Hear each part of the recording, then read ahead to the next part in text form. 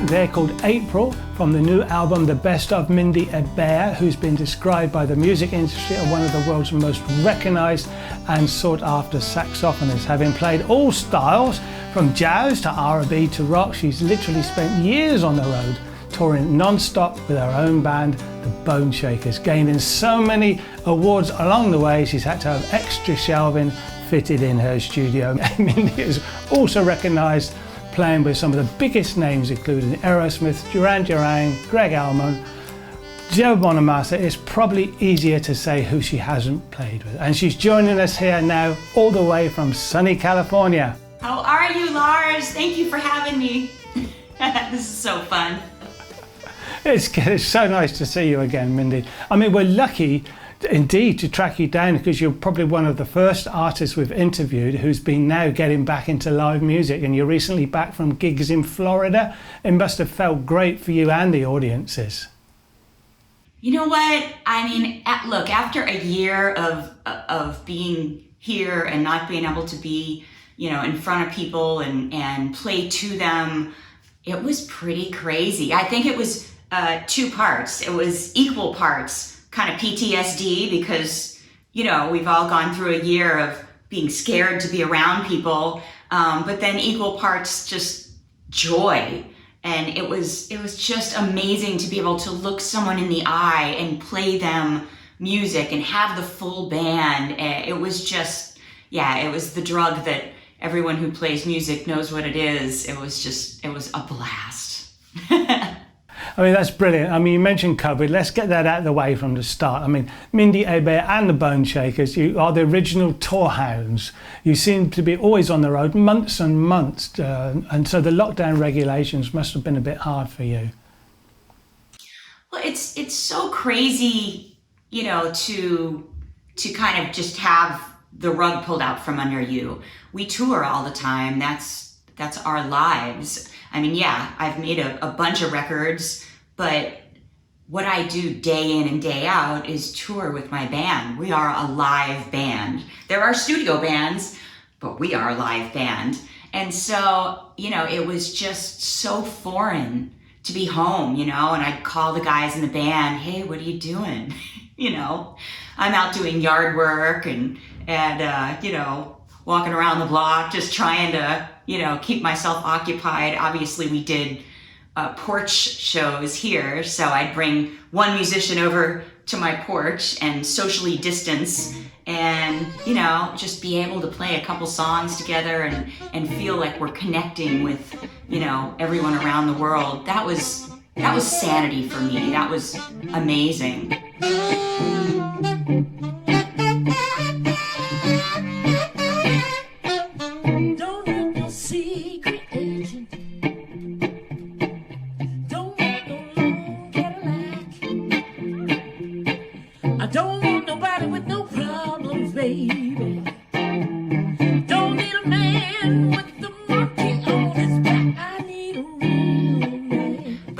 To not be face to face with anyone for so long, it saddens you. Now that the world is coming back slowly but surely, there are certain places that we're booking dates, and so it looks like this year is coming together and we're actually going to be on the road quite a bit. So, look, fingers crossed, but I love being out there.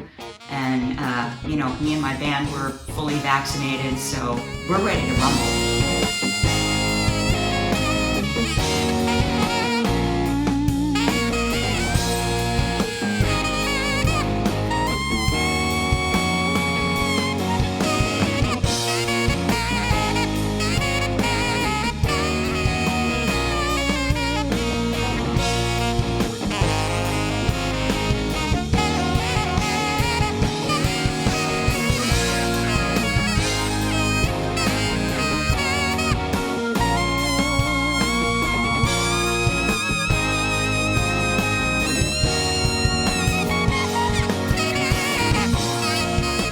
Of course, during COVID and a long time, you've released a new album. Well, I don't know. I thought maybe we'd be locked down for a couple weeks or a month.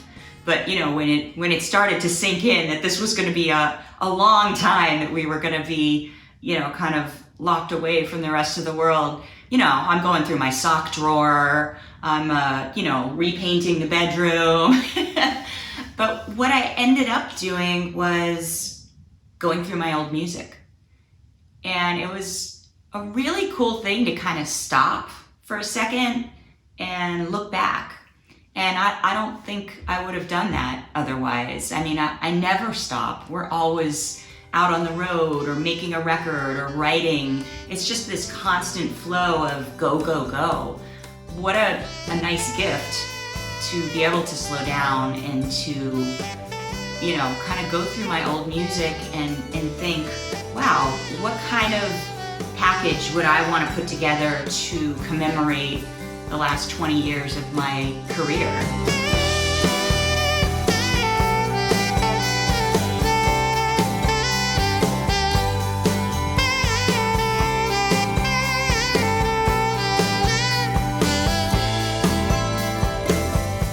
And you know, there's been me as a solo artist for many years. I've had 4 records as Mindi Abair and the Boneshakers, and right before the pandemic hit, I was in the studio doing another solo record that I'm just so excited about. We still haven't released that, but there's a new song from that record, from that session that was literally the week the world shut down.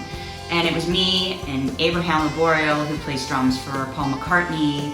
It was Sean Hurley on bass, who plays for John Mayer, and Tim Pierce on guitar, who's this guru, mad scientist, amazing guitarist, and my keyboard player for 20 years, Rodney Lee.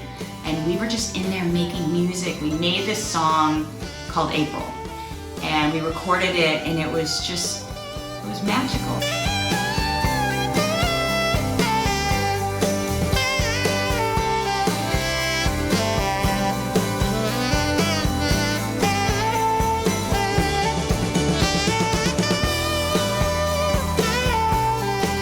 So when putting together this album, trying to, you know, commemorate the best songs, the most memorable, or, you know, the biggest hits, I just really wanted to put something new on that represented something about this last year, coming back to me as a solo artist, and I love this song. So April is the very last song on this new CD.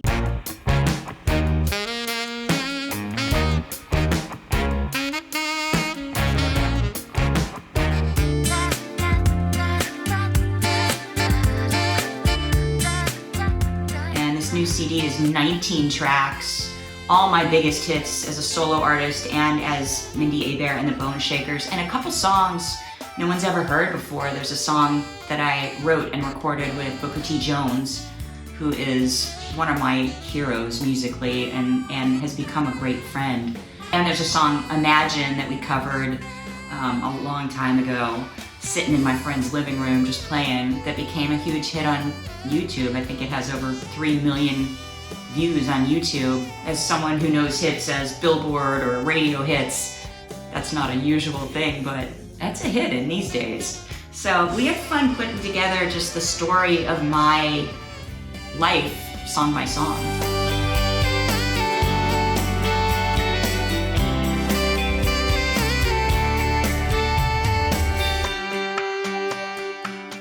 The last time we met was in Los Angeles at the She Rock Awards, where you were hosting the show, and you played piano and sax. Where there's a woman, there's a way. Excellent on the piano too. Where there's a woman, there's a way. I'll be stressed by. Thank you.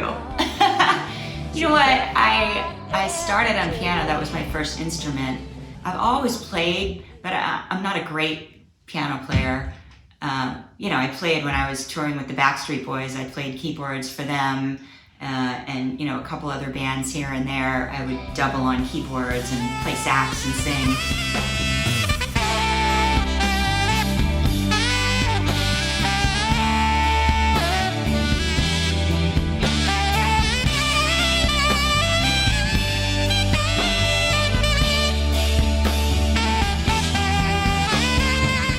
But as a solo artist, I rarely play. It's like I got my band for that. I want to be out front. I want to be rocking out.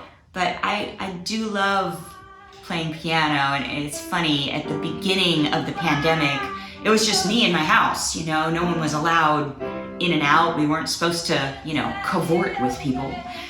So I sat at my piano and played and sang and played a cappella sax and just kind of, you know, went back to just me. And it was really fun to do that.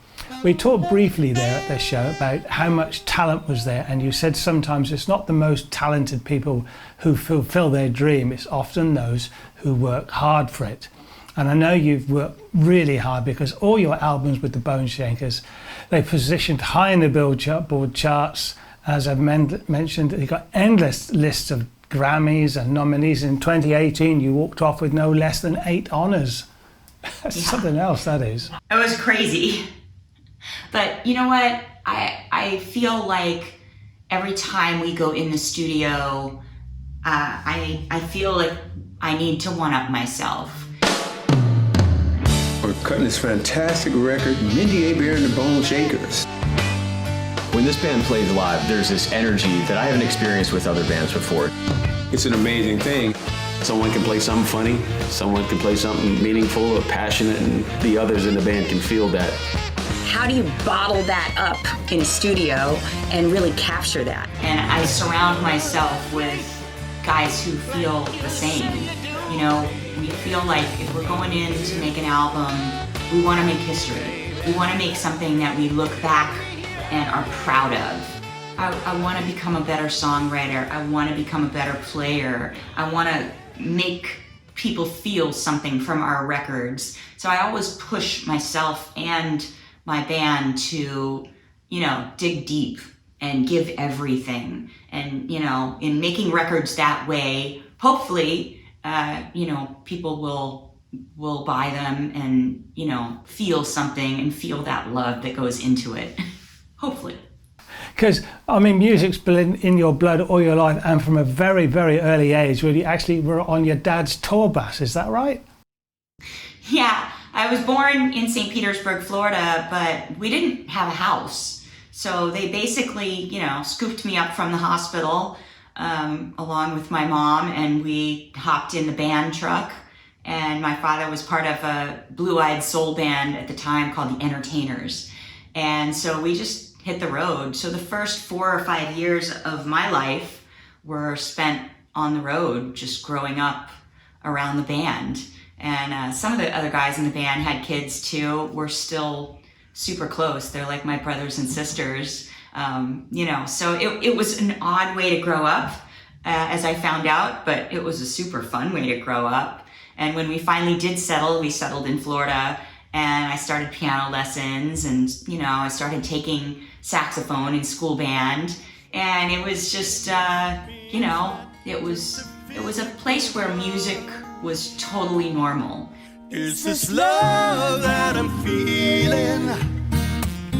Is this love that's been keeping me up all night? Is this love that I'm feeling?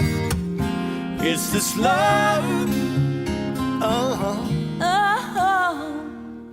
So many nights in blind confusion, I've walked the line of love. We reach out in disillusion when one night isn't nearly enough.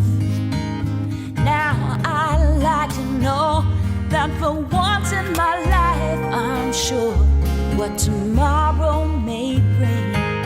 I've heard all your talk, and I take it to heart.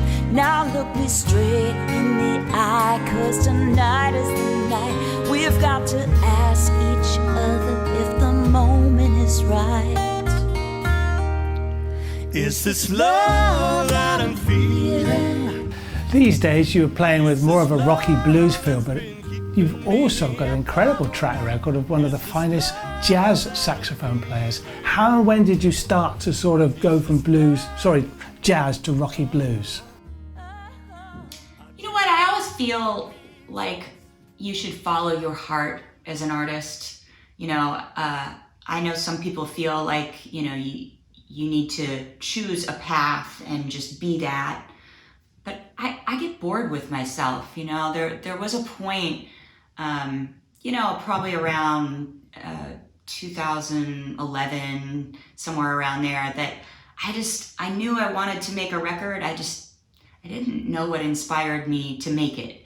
I kind of felt like I didn't want to make the same record again. What did I have to say that was real to me, that would inspire me? And so I decided to kind of take this journey of things that inspired me and say yes to different things, because I felt like I had been in my own bubble making my own records for a long time, which is a gift.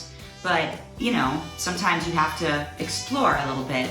So I said yes to American Idol, and I became their featured saxophonist and played for a lot of the different artists that came on there for a couple seasons.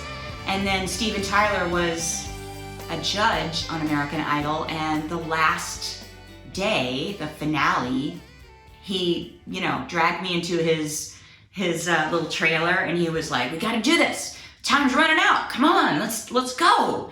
And he played me the new Aerosmith record, and I was playing along with him and singing, face to face. And he goes, "I want you to go on the road with Aerosmith. I want you to go out for our summer tour, and it's going to be amazing." And I just thought, yes. So I had all these things that were inspiring me, and I made my Wild Heart record. And I finally asked my friends to kind of help me find all of me and put it into a record. I felt like with my contemporary jazz records, a piece of me was in those records, but not all of me. I'd grown up with so much rock and blues and soul. How could that come out too? So Max Weinberg from Springsteen's band came in and played, Waddy Wachtel, Joe Perry from Aerosmith, and Greg Allman and I wrote at his house for 3 days and then recorded. And that record allowed me to kind of figure out that I could be blues, and I could be rock and roll, and I could be jazz, and I could say it all, and I could emote and just show all of myself. And that was a big deal. And that was kind of the gateway drug to the next 4 records with the Boneshakers, that I went, very much into a rock and blues territory. But I loved it, and I loved showing that side of me. It was a very real side that I don't think a lot of my fans had seen prior to that.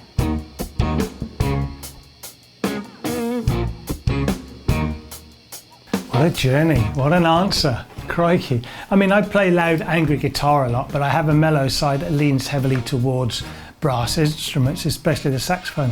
And I put this question to our sax player interview, Jules Hollenband. He's called Derek Nash, and he mentions you as well. But we said that without any effects, just playing a saxophone, it can just bring out so many emotions. I think the saxophone is the closest thing to a human voice.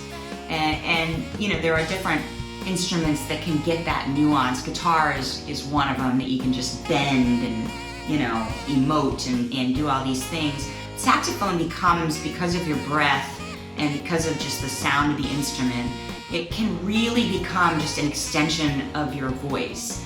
And that's what's beautiful. I feel like the lead singer of my band even when I'm playing saxophone.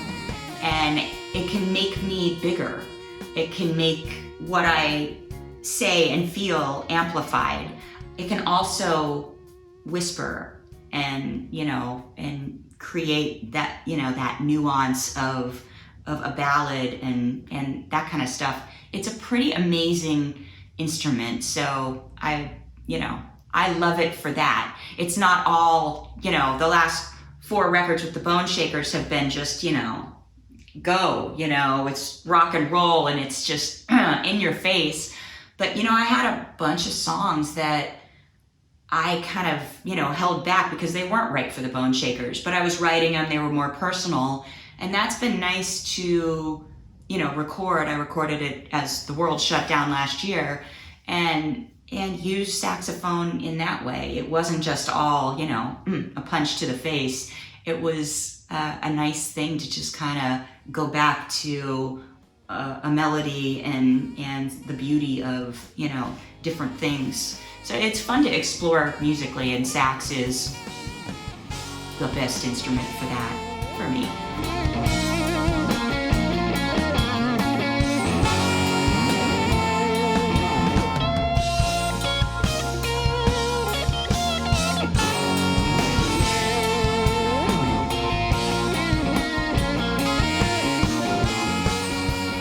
You're an incredible player, I must admit, and it just make it look just so easy. Let's just go back and talk about the Boneshakers a minute. Being a guitar player, I love the style of Randy Jacobs, and of course he was played with Joe Bonamassa on your albums as well. Tell us a bit more about him.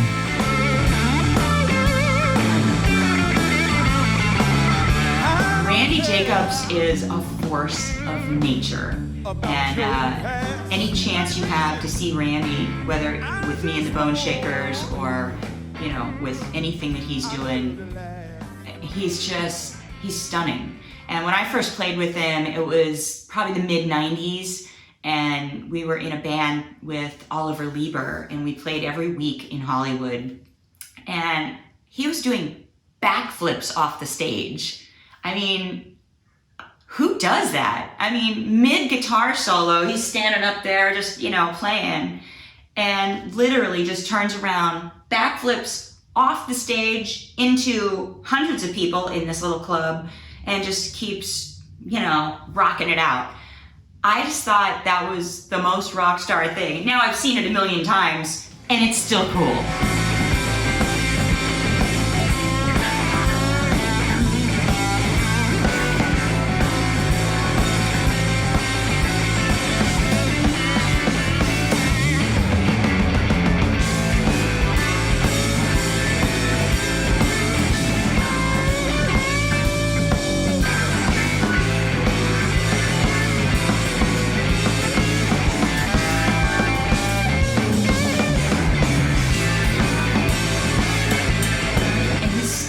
Guitar, there just aren't people playing like that. He doesn't use a pick.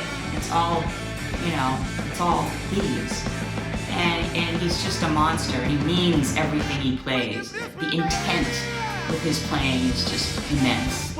And we've always just had this amazing chemistry on stage. We have fun with each other, and we play off each other. And yeah, we've just become brother and sister over so many years of playing together. And you've also written some great tracks yourself, and there's an album on I think it's the East-West Sessions called Pretty Good for a Girl, and that's something you feel quite strong about. Yeah, I'm just a girl, all sugar and spice, but my daddy said I didn't have to play nice. He said it's not about can't or can, I'm not trying to play it just like a man.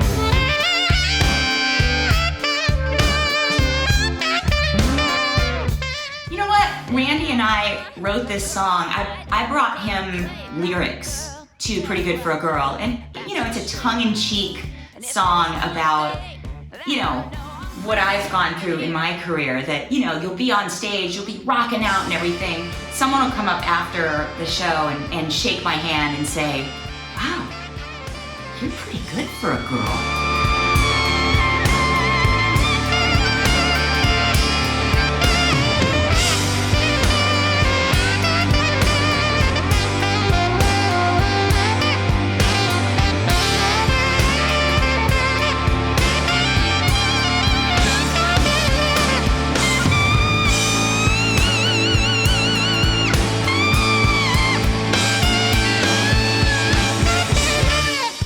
Forget that, oh, right, I'm a girl, and people are gonna think that I'm supposed to play this way, or sound like this, or act like this. And, you know, we're breaking those misconceptions on a nightly basis. But I wanted to write a song about kind of my journey. And Randy took it and just made it into this anthem. And then when we went to record it in the studio, our producer, Kevin Shirley, just said, you know, Joe Bonamassa would be awesome on this. Would you want me to, you know, get him in the studio? And we all just looked at each other and went, girl.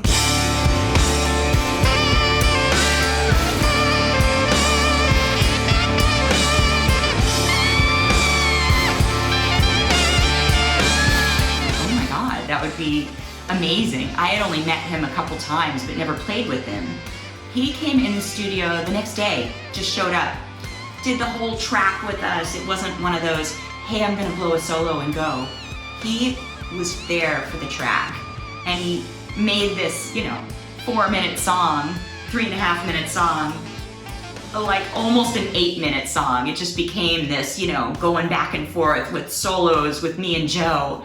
I mean, wow. I still listen back to the recording of that and just remember the energy in the studio. It was just bzzz. It was really great. And it's funny, look, I've got Randy Jacobs in Mindi Abair and the Boneshakers. We need another guitarist like we need a hole in the head. But when Joe Bonamassa walks in, we were all just like, oh yeah, I'll take another guitarist if it's Joe. So he was great, and that song became a hit for us. And now we have Pretty Good for a Girl t-shirts and jewelry, and that's the name of my record label, and it's become this beautiful kind of marker in my life.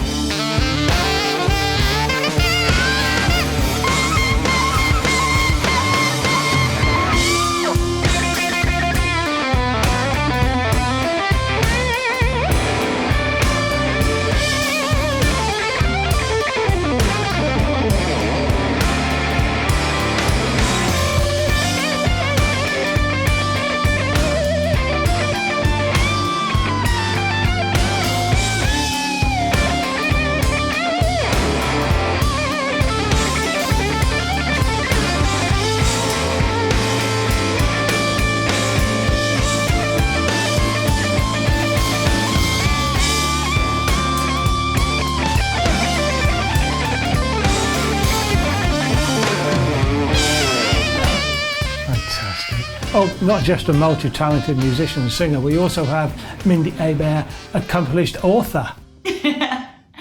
I wrote a book called How to Play Madison Square Garden, and it's a guide to stage performance. It's not a music business book, or it's not a, how to play your instrument book. Look, I went to Berklee College of Music, which is, in my opinion, the most amazing contemporary music school on the planet.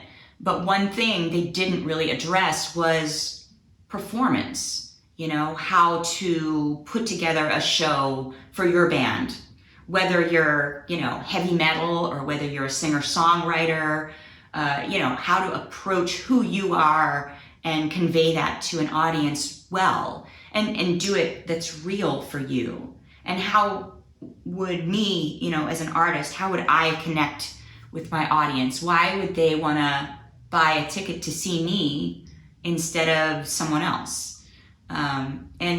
These things occurred to me when I was younger, but then I went on the road with all these people. I've toured with Aerosmith, Duran Duran, Tina Marie, Adam Sandler, all these crazy, amazing people.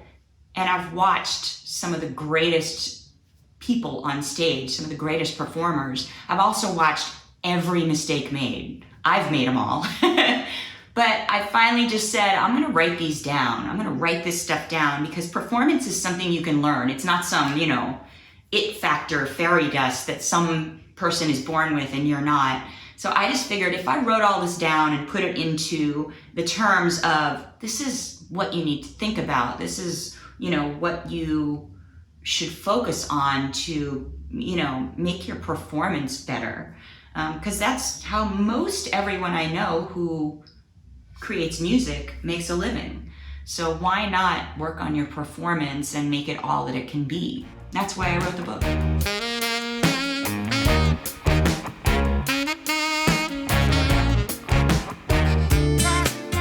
So tell us where we can buy a copy of the album, The Best of Mindi Abair. You can buy a signed copy of my new CD on my website, which is mindiabair.com.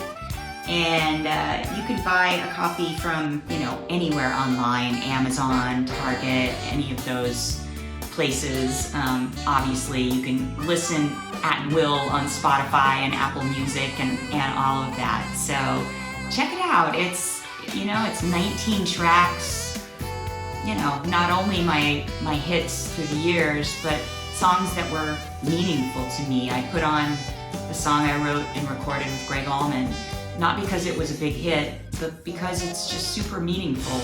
And there's also a song called I Love to Play the Saxophone that was never a hit. I did it on Mindi Abair and the Boneshakers, the East-West Sessions album, but it's been a song that has stayed as this kind of identity for me, and I love it, and it makes me happy. Oh, well, and it's pure entertainment, and you're just doing something you totally love. Mindi, it's been an absolute delight to have you be talking to me on the show. We look forward to seeing you on the road soon, and hopefully in the UK. You've got to come over here. I know. I mean, we need to heal the world a little bit, and I will be over there with bells on. I can't wait. So, you know, the first chance I get. So, yeah, for those of you guys listening, follow me on Facebook, but get on my email list at my website, mindyabair.com, so you know when we get over to the UK, because, you know, I'm going to get over there as soon as they let me. We'll be there. Mindi, thanks so much. I'll speak to you soon. You got it. Thank you.